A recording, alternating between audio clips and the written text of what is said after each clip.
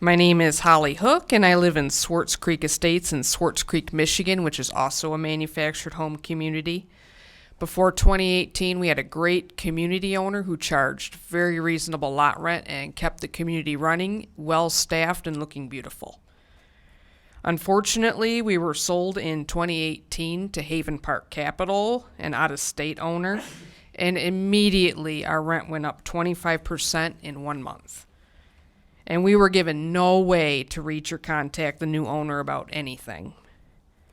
Over the next few years, Haven Park kept increasing the rent and adding fees, and they cut down our staffing at the same time so that the same manager was managing multiple parks instead of just one, so service went way down, and we had no idea where our rent increases were going because we had no amenities added or anything like that. And my community is one of the luckier ones.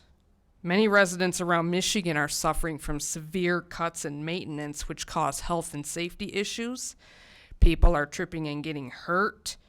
Many communities have sewage backing up in places and forming puddles. And the water from the taps in some communities is yellow or orange. This is tap water that another resident brought to me today. I don't want to open this. It's scary. Many community owners fail to address these issues, and residents are stuck circling between LARA, law enforcement, the attorney general, and they keep getting bounced back and forth and going in circles because there's no means to enforce anything. And meanwhile, predatory owners are not facing any consequences for these horrible living conditions. And these predatory owners, they often lose rent payments, intimidate, they're fast to evict, they shut off water randomly, and there's no transparency for utilities in many communities, so we have no way of knowing if what we're paying is what we should be paying. This is happening to seniors, veterans, disabled folks, and hardworking families. Even worse, LARA is currently unable to enforce our current protections written in 1987, and this leaves residents with no recourse. And because we're a very unique class of renters, as we also own our homes, we can't simply pick up and leave if we fall behind on rent or anything, and this leads to many people simply having to abandon or lose their homes without any compensation. I'm testifying in opposition to House Bills 4886 through 4889.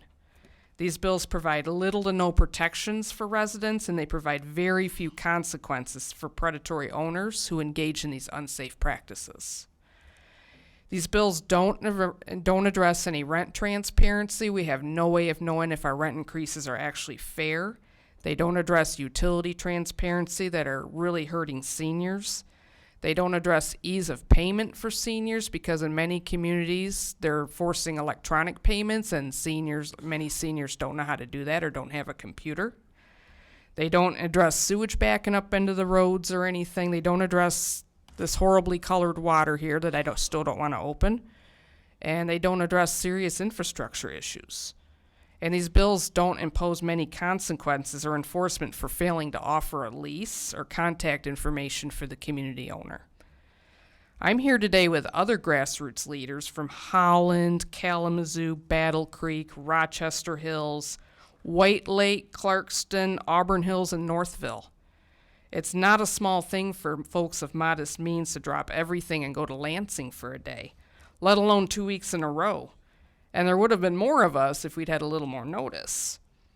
Last week, 750 Michiganders submitted cards to the Senate Housing Committee in support of the real protections offered in Senate Bill 486 through 492 and the companion House Bills 5157 through 5163, which I believe are assigned to this committee.